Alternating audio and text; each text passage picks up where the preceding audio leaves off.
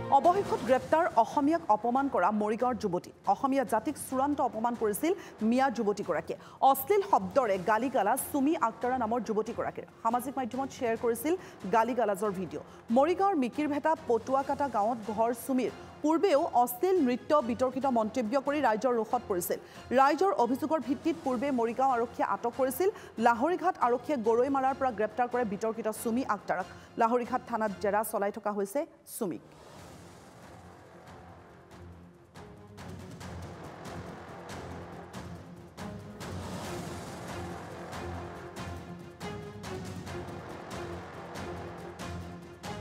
অৱশেষত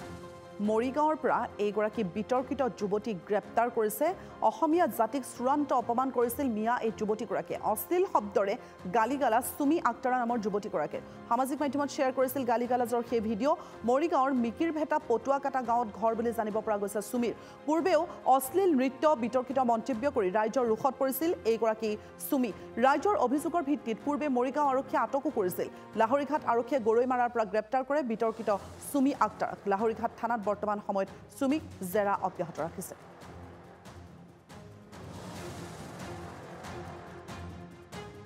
গম পাইছিলোঁ এনেকুৱা ছ'চিয়েল মিডিয়াত মানে বিৰূপ মন্তব্য কৰিছে অসমীয়া মানুহৰ বিৰুদ্ধে পিছত আমি গোটেই বস্তুটো অনুসন্ধান কৰিলোঁ কৰি আমি যিগৰাকী মহিলাই এনেকুৱা ধৰণৰ মন্তব্য কৰিছিলে আমি আজি গ্ৰেপ্তাৰ কৰিছোঁ লাহৰীঘাট থানাত আমি গোচৰ ৰুজু কৰি তেখেতৰ বিৰুদ্ধে ব্যৱস্থা ল'ম